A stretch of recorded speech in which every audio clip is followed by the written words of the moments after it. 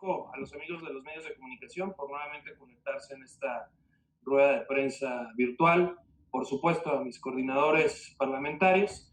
Y bien, amigos, como saben, el día de ayer el gobierno morenista vuelve a proponer una ocurrencia en materia económica. Ahora la llaman Unidos por el Progreso de México y el Bienestar para Todos, pero lamentablemente es la misma gata, pero ahora revolcada. El 29 de julio del año pasado, deben recordar, el gobierno morenista anunció un programa de apoyo a la economía por 485 mil millones de pesos. Nadie supo explicar de dónde iban a sacar el dinero y obviamente el dinero nunca apareció. Entonces era el secretario de Hacienda, Carlos Ursúa, quien justo ayer acaba de escribir que en materia económica este gobierno está dando palos de cielo. Después, ya en abril de este año, el gobierno morenista dio a conocer otro programa, el cual aseguró crearía 2 millones de empleos en 9 meses. Ya pasaron 6 meses. Y según el gobierno morenista dice que hay un rebote de 120,000 empleos, por cierto, informales, sin estabilidad, sin seguridad social. Ya solo les faltan 1,880,000 para cumplir su promesa. Afortunadamente les quedan 90 días para ver si es cierto que la cumplen. La realidad, ustedes lo saben, el gobierno morenista se está chupando el dinero de la gente. El dinero que era para los desastres naturales, el dinero que era para las medicinas, por ejemplo, para los niños que tienen cáncer, se está gastando el dinero que era para apoyar al sector pesquero, al sector agrícola, al sector ganadero. Se están gastando el dinero para la investigación científica. La desaparición de los fideicomisos es claramente una medida desesperada del gobierno morenista para apropiarse del dinero de la gente. En un primer paso, quieren 68,000 millones. Este gobierno morenista solo sabe malgastarse el dinero de la gente. Ya se gastaron el Fondo de Estabilización de los Ingresos Presupuestarios, 279,000 millones que fueron ahorrados por los gobiernos anteriores. Estos simplemente ya se lo chutaron. Ya casi se acaban el Fondo de Estabilización de los Ingresos de las entidades federativas, 60,000 millones de pesos. Dicen que tienen programas sociales, pero no hay reglas claras, no hay padrones transparentes que comprueben que efectivamente se está entregando ese dinero a la gente. En cambio, sí hay muchas quejas de que sus programas clientelares no están llegando y que no llegan completos. ¿No sería extraño que incluso el presupuesto de los programas sociales se esté viendo a parar a las obras faraónicas del gobierno de López Obrador, o peor aún, a la corrupción, o dirían ellos, en apoyo al movimiento? Total, el gobierno morenista está manejando todos los recursos sin reglas de operación, sin transparencia, sin padrones. Ayer se supo que el Tren Maya costará 17,000 millones más de lo dicho originalmente. El próximo año, el presupuesto del aeropuerto de Santa se está aumentando por 296% adicional. ¿De dónde van a sacar este dinero? Pues nuevamente de la gente. ¿De dónde van a sacar el dinero para tapar los hoyos que se están generando? Pues del pueblo. Y en los primeros 6 meses de este año, los caprichos del presidente han provocado pérdidas, por ejemplo, en Pemex, por 606,000 millones de pesos. La Comisión Federal de Electricidad perdió 95,000 millones. La consulta, que no es consulta y que no sirve para nada, costará 8,000 millones y solo es propaganda política. Como en la época de Luis Echeverría, cuando el presidente manejaba la economía a su capricho. eso provoca un desastre seguro. De persistir así las cosas, amigos, la crisis todavía será más severa y será más perjudicial para todos, especialmente para la gente más pobre. Por ello, Acción Nacional, ante la evidente incapacidad del gobierno federal de generar empleo y de reactivar la economía, nuevamente hacemos 5 propuestas adecuadas para salir de esta crisis. Primera, dar certeza jurídica a los inversionistas para que se logre atraer proyectos de inversión que generen empleos. Se requiere, lo hemos dicho una y otra vez, disminuir el impuesto sobre la renta para atraer inversión, generar empleo y que el gobierno recaude por volumen de producción y no por alta tasa de imposición. Segundo, se requiere priorizar la inversión pública productiva sobre el gasto corriente del presupuesto de egresos de la Federación 2021. Desde ahí se impulsa la economía.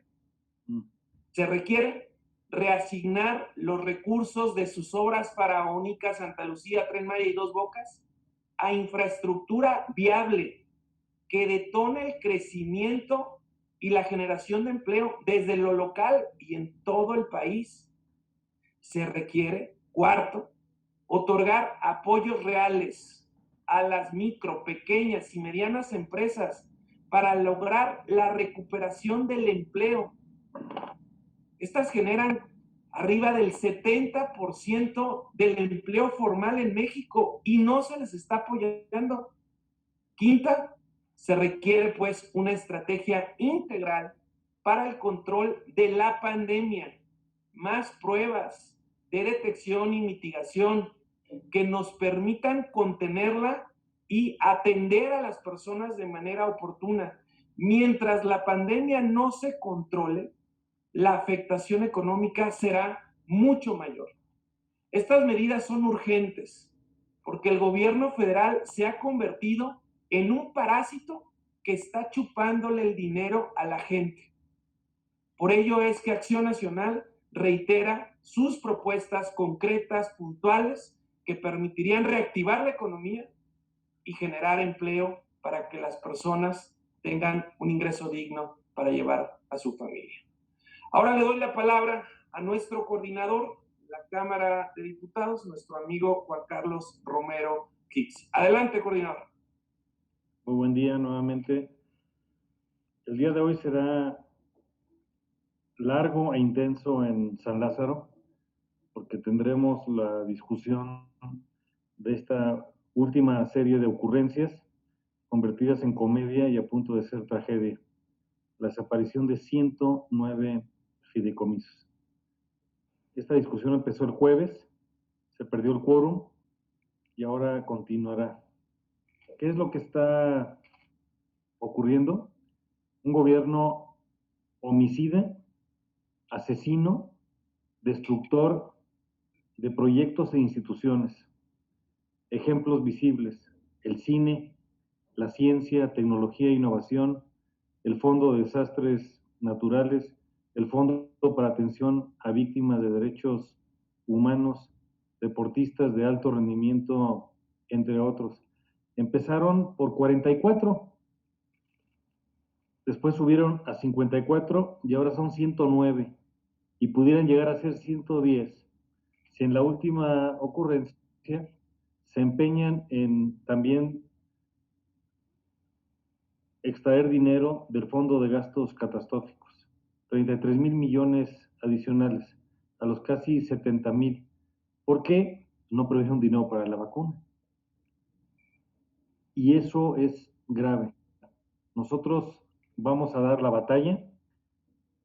Ya San Lázaro está teniendo visitas de personas de estos sectores que se sienten sumamente afectados y el pretexto es mediocre.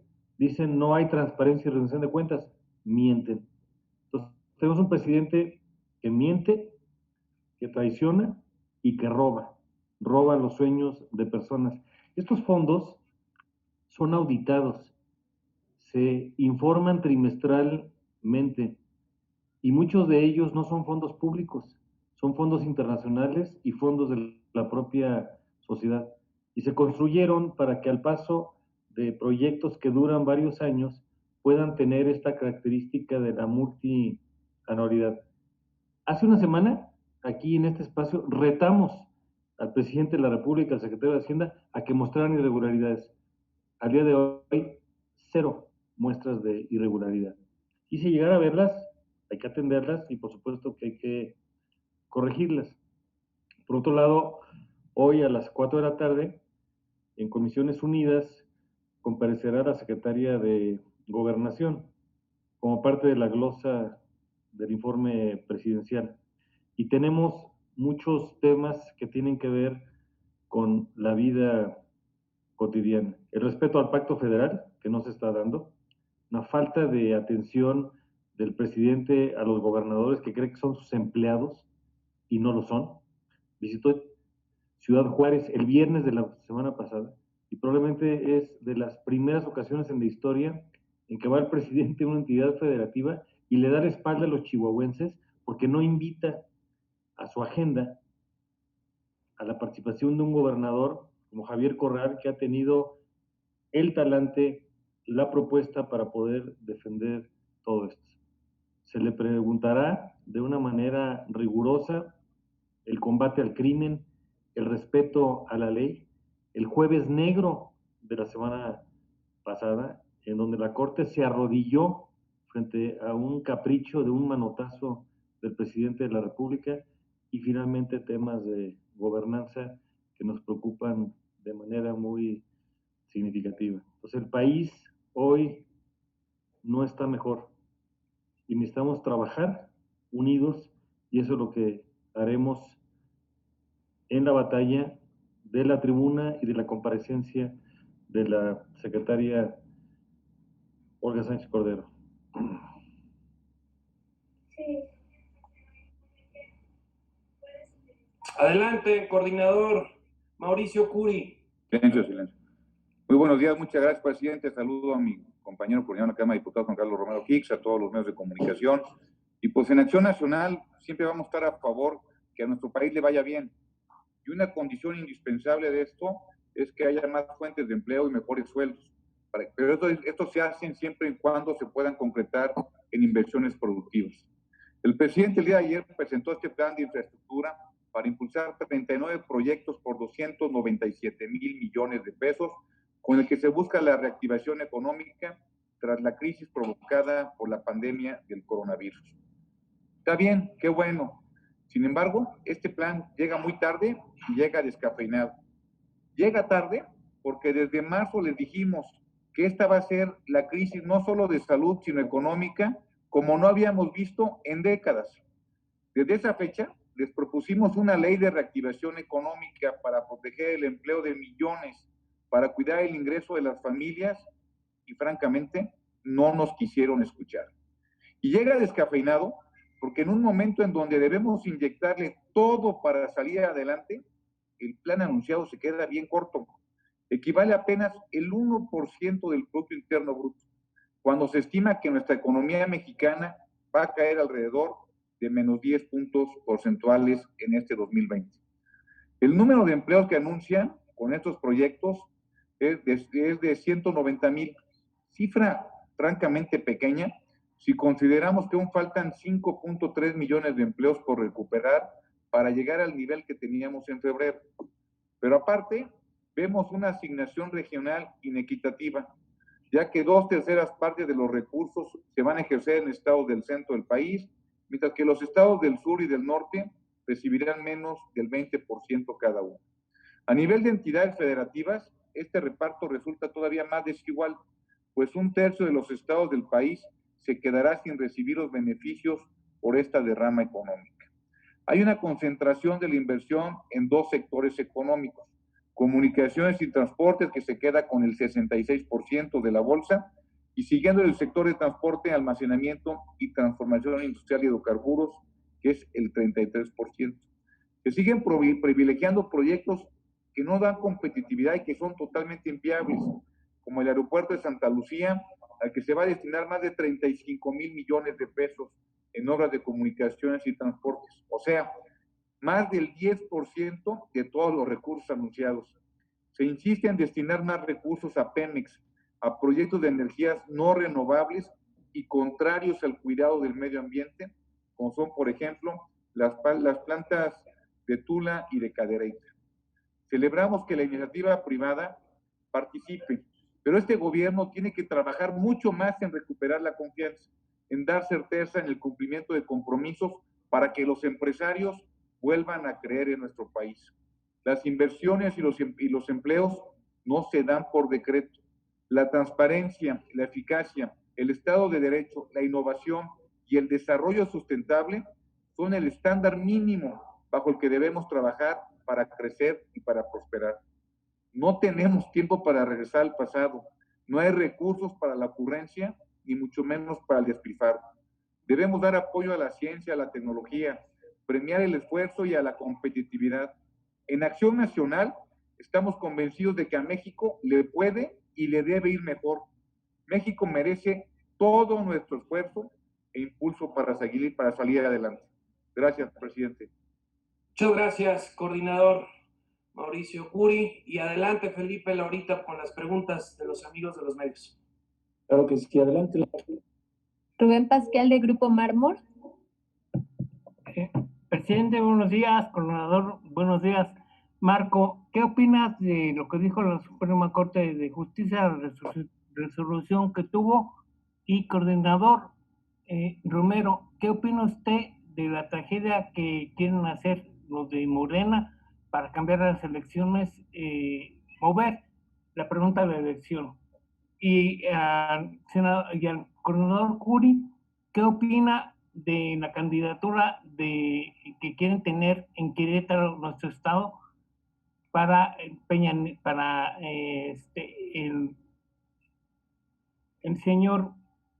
Nieto? Nada más, son mis preguntas. Muchas gracias, mi querido Rubén. Bueno, pues en Acción Nacional lamentamos la decisión que tomaron 6 de 11 ministros de la Suprema Corte de Justicia. Lamentamos que se hayan vencido a las presiones del Ejecutivo Federal en una estrategia claramente electoral. Es una consulta inútil que solo persigue fines de propaganda. Lo hemos dicho con claridad. Si hay delitos que perseguir, que el presidente se arme de valor y vaya y presente las denuncias correspondientes ante la Fiscalía General de la República.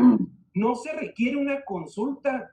Se van a gastar más de 8,000 millones de pesos en una consulta que no es consulta, que no servirá para nada más que para hacer propaganda política. En lugar de destinar esos recursos a esa consulta, se deberían de destinar a la salud, a combatir la pobreza y a generar empleo. Muy lamentable. Nosotros, en contraparte, haremos consultas a la sociedad que sí le sirven. Por ejemplo, el ingreso básico universal. Nosotros queremos que se apruebe este ingreso sin distingos de partido, sin distingo alguno social, para toda la gente que lo necesite.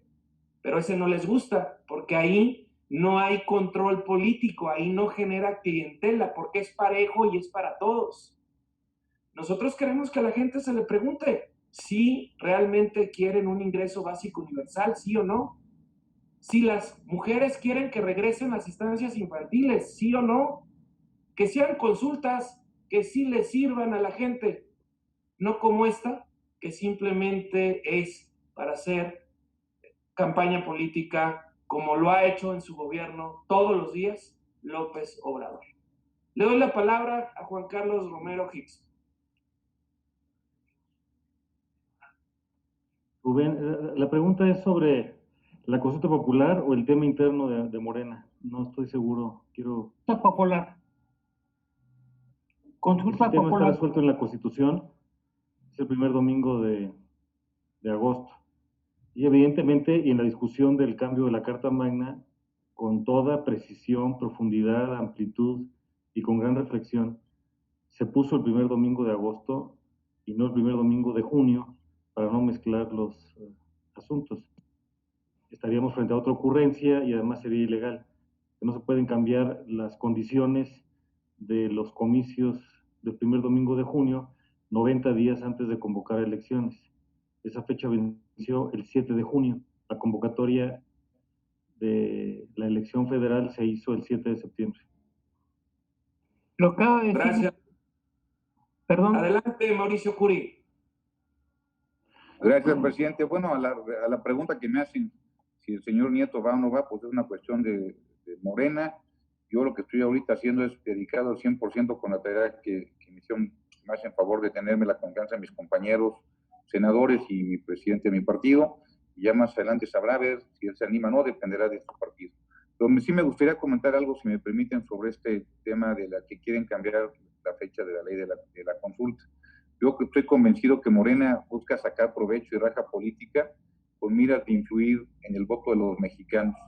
Este partido no hace más que evidenciar un miedo que tienen para perder las elecciones intermedias. Y al no tener ningún resultado, están buscando distraer la atención de los mexicanos en que se aplican o no aplican la ley.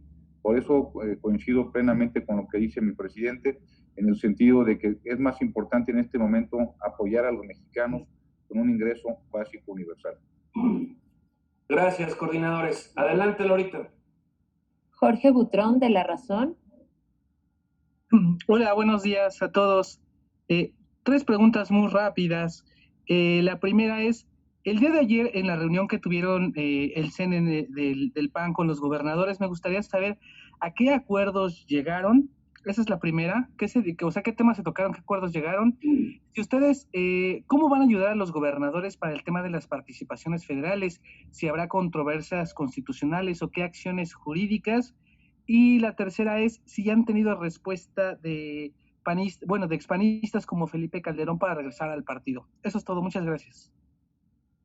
Muchas gracias, Jorge, por tus preguntas. Primero, la reunión del día de ayer en el Comité Ejecutivo Nacional es un auténtico cierre de filas de todos los liderazgos del partido. Estuvieron nuestros gobernadores, nuestros coordinadores parlamentarios, los miembros de la comisión permanente, en una reunión presencial que ya tuvimos cuando todas las anteriores desde el mes de marzo habían sido virtuales. Se estableció un compromiso de trabajar juntos todos en la búsqueda de tener los mejores resultados en nuestros gobiernos. Los diputados, los senadores, buscarán que se logre el mejor paquete económico posible. Sabemos la realidad numérica en la Cámara de Diputados, particularmente para el presupuesto de egresos de la Federación. Pero vamos a dar la batalla en lo legislativo con argumentos, con razones, con propuestas, y por supuesto que vamos a, si se requiere, la batalla en lo jurídico, por todas las vías posibles y además como un solo cuerpo.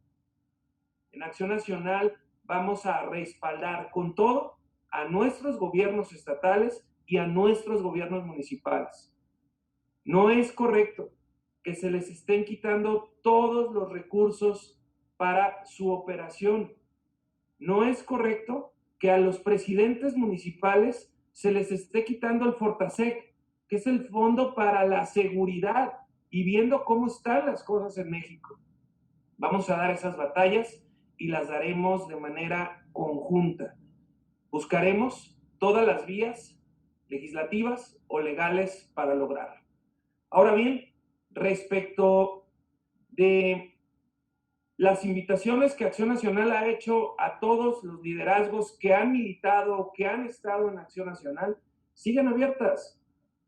En Acción Nacional cabemos todos los mexicanos de buena voluntad que vean a esta institución como el medio para generar equilibrio, contrapeso y reconducir la política económica, social y de seguridad, que vean en Acción Nacional al instrumento para poder echar a México hacia adelante con una visión de futuro. Todos son bienvenidos y en Acción Nacional las puertas están abiertas para sumar y para construir. Gracias, Marco. Buen día. Gracias, Jorge. Misael Zavala, del Heraldo. Buenos días. La pregunta sería directamente para el senador Mauricio Curi sobre este tema que hoy anuncia el senador Ricardo Monreal, que van a proponer un transitorio para que la consulta popular para actores políticos, como así lo definió la Suprema Corte de Justicia, sea el mismo día de la elección del 2021, es decir, el 6 de junio del 2021 y no en agosto. Si nos puede decir una opinión acerca de esto y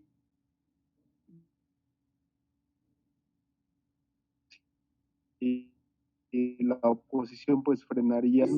¿Verdad? Quieren hacer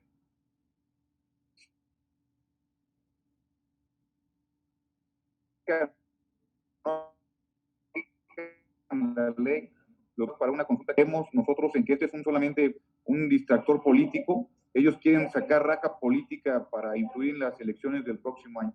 Estamos totalmente en contra de los 25 senadores de Acción Nacional. Gracias, coordinador. Félix Muñiz, de Ángel Metropolitano.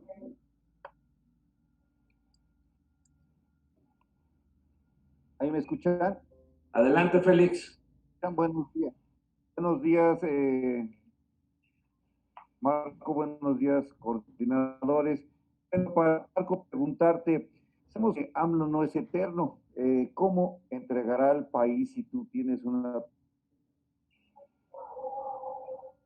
perspectiva? Perdón, Félix, no logré escuchar tu pregunta. No ser eterno en la presidencia, finalmente algún día tendrá que salir después de sus 6 años. ¿Y cómo va a entregar al país? Y si tu análisis que tienen, visualizarías una parálisis económico. Y para Mauricio Curi, también Monreal acaba de decir que se va a Parlamento abierto. Lo de los derechos sexuales explica también el asunto pues de aprobar el aborto, si apoyarían esto. Y para el coordinador Romero Hicks, preguntarle, bueno, vamos a desaparecer y que hoy van a tener el análisis allí en la Cámara de Diputados. El argumento es que hay corrupción, pero esto no se resolvería con la gente que nombró López Obrador para que precisamente la gente con esta honestidad que él no se diera esa corrupción. Esas serían mis preguntas. Gracias. Gracias, Félix. Mira, por fortuna, no hay mal que dure 100 años ni pueblo que lo resista. Por fortuna es un periodo de 6 años, pero es muy lamentable que en los primeros 2 años hayamos tenido un retroceso de 2 décadas. Es muy lamentable ver cómo se deterioran instituciones, cómo se deterioran programas, cómo proyectos como pueblos mágicos se dejan sin recursos cuando ha sido el gran logro en materia turística, cómo se quitan las estancias infantiles, que fue también reconocido por ser un programa que apoyaba a las mujeres en condición de mayor necesidad de apoyo para poder ir a trabajar. Y así como el Seguro Popular y muchos otros, se están desmantelando programas, instituciones, se está debilitando la democracia y lamentablemente se dejará un país con retrocesos que nos costarán muchos años volver a poner en ruta. Las cosas, hemos dicho, no estaban bien en México. Lamentablemente hoy están peor con López Obrador. Estábamos mal en economía, pero estamos hoy peor. Estábamos mal en seguridad y hoy estamos peor. Estábamos mal en corrupción y claramente hoy en México las cosas están peor también en esa materia con López Obrador. Adelante, coordinadores. Mauricio Curi. Perdón, presidente, aquí me llamaron, no escuché, ¿me repite? Si quieres, le hago la pregunta. Yo te preguntaba, senador, que en el Parlamento los derechos sexuales, Y quisiera saber, esto implica que también es discutir el derecho al aborto de las mujeres. ¿Ustedes acompañarían estas propuestas de derechos sexuales? La estamos revisando, todavía se sigue revisando en comisiones. Nosotros entendemos que para los niños, por supuesto, ahí habrá que cuidarlos más, para los menores de edad, y para los adultos habrá que darles quizás la posibilidad de que puedan tener esa decisión. Yo en lo personalísimo voy en contra, y el tema también del aborto, por supuesto, siempre estaré en contra, inclusive que es parte de los principios de nuestro partido. Gracias. Coordinador Juan Carlos Romero Hicks. Félix, hoy tenemos un gobierno corrupto y que está tolerando la impunidad. Ejemplos los tenemos prácticamente cada semana. De la más reciente es la denuncia del doctor Jaime Cárdenas, un hombre intelectualmente solvente, que denuncia cómo se está procediendo de manera incorrecta y se le pide lealtad ciega, faltando a principios. El doctor Cárdenas no iba a faltar a la verdad, ni a la legalidad, ni a la propia institucionalidad. El argumento que han presentado para los fideicomisos es insostenible. Por eso reto otra vez al presidente de la República, al secretario de Hacienda o cualquier funcionario a que muestren irregularidades en los fideicomisos. De existir habrá que corregir, pero esa es una falacia, es una mentira. Los fideicomisos son transparentes, tienen reportes técnico-financieros públicos cada 3 meses, estados financieros, auditorías, son instrumentos para darle certeza y multianualidad a los proyectos. Hoy tenemos un gobierno corrupto y que propicia la impunidad. Gracias, coordinador Juan Carlos. Adelante, Laurita. Ernestina Álvarez, de MBS. Hola, buenos días.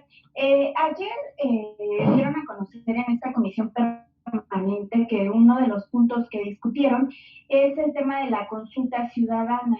Saber específicamente qué se acordó, tomando en cuenta que estuvieron metiendo 8 gobernadores, qué acciones son las que va a emprender Acción Nacional, tanto en cámaras como en sus gobiernos con respecto a esta consulta ciudadana. Además, en esta comisión permanente se dio a conocer el plan de trabajo rumbo a las contiendas internas para los comicios de 2021. Saber si ya más o menos han hablado del tema de alianzas y si nos pueden hablar un poco sobre este plan de trabajo. Y también entiendo que trataron las elecciones de Hidalgo y de Coahuila, que pues van a ser ya el 18 de octubre, un poquito más de una semana. Saber en Hidalgo y Coahuila cómo van, si ustedes están previendo cuántos diputados tendrían ya en el Congreso de Coahuila y cuántas alcaldías podría ganar el PAN en Hidalgo, tomando en cuenta que son 84 las que están disputas. Gracias. Bien, Ernestina, gusto saludarte. Mira, primero, nosotros lo que hemos dicho es que haremos para la gente una consulta que sí sirva. Vamos a preguntarle a la gente si están de acuerdo o no en que tengamos nuevamente el Seguro Popular, en que tengamos nuevamente las estancias infantiles, en que se apruebe el ingreso básico universal.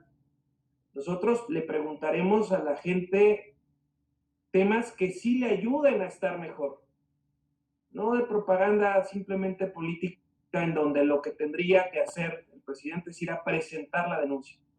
Lo que nosotros queremos es, con esta fuerza de esta consulta permanente que haremos, es decirle al Congreso qué es lo que tienen que legislar, qué es lo que se debe de proponer, y que escuchen realmente a la gente, que no solo la escuchen en lo que ellos la quieren escuchar, que escuchen a la sociedad en lo que sí necesitan, en primera instancia.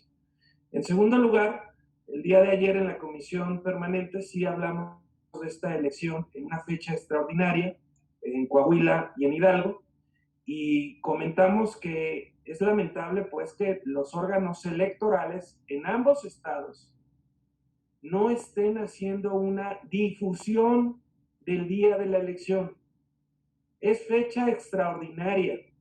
La gente no sabe que va a haber elección. En el caso de Coahuila, solo se va a elegir el Congreso local. Puede darse una votación menor a un 20% del listado nominal. Y ustedes saben a quién le conviene votaciones con tan baja participación electoral, pues a quien tiene el gobierno, a quien tiene las clientelas. Nosotros estamos trabajando muy fuerte con todos nuestros candidatos. Ya esta dirigencia nacional ha acompañado todos los distritos locales allá en Coahuila, provocando la participación, animando a la sociedad, pero lo lamentable, lo que es reprochable, es que el órgano electoral, tanto de Coahuila como de Hidalgo, no exista una campaña robusta de difusión para que la gente sepa que hay elección el domingo 18 de octubre. En el caso de Hidalgo ocurre algo muy parecido, solo que hay particularidades. Ahí el gobierno priista ha tratado de mezclar nuevamente la procuración de justicia con la intención política, liberando órdenes de aprehensión contra actores políticos ya en proceso electoral. Hicieron renunciar a Julio Soto, nuestro candidato en Tulancingo, por presiones diversas, al peor viejo estilo priista. Y a pesar de eso, Acción Nacional se va a levantar con varios triunfos de varios municipios en el estado de Hidalgo. Y respecto a las elecciones del 2021, lo que di cuenta es cuáles son los diferentes diálogos que se tienen con fuerzas políticas, la intención de ir a una coalición de mínimos, tal vez 75 distritos federales electorales, con el PRD particularmente, que ya se tiene un buen avance, buscando que Acción Nacional vaya solo en aquellos lugares en donde tenemos la fortaleza para hacerlo y darle al Congreso mexicano una nueva mayoría en la Cámara de Diputados, que vayamos solamente juntos en aquellos distritos en donde la suma sea determinante para lograr el mismo objetivo, tener una nueva mayoría en la Cámara de Diputados. Y de esa forma, buscar tener entonces un equilibrio, un contrapeso y una claridad de propuesta de qué es lo que Acción Nacional impulsará en la próxima legislatura. Gracias, Ernestina.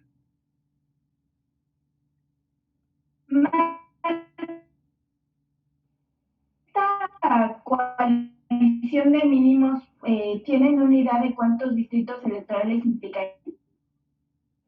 Bueno, lo mínimo que marca la coalición son 75 distritos federales y por ahí estaremos rondando en una posibilidad de una coalición con este partido. Por último, envían 3 preguntas. Eduardo Suárez de Zona Cero de Ciro Di Constanzo.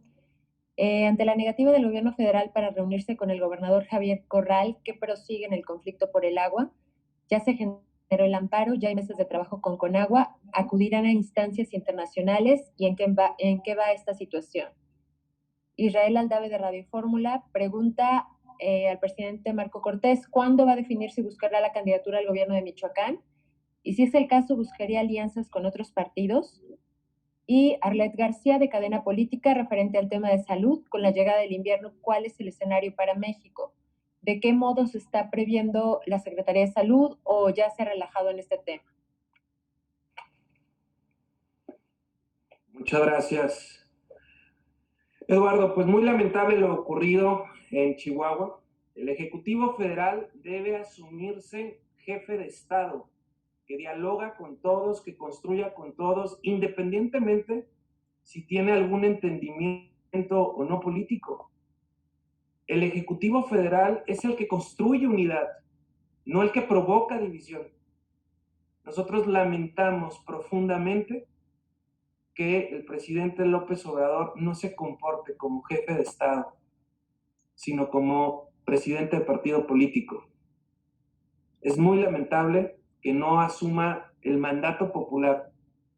Los que votaron por él y los que no votaron por él esperan a un estadista que resuelva, que construya, no que confronte y que divida.